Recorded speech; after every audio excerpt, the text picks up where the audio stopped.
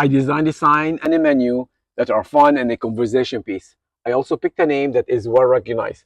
I hope you like it.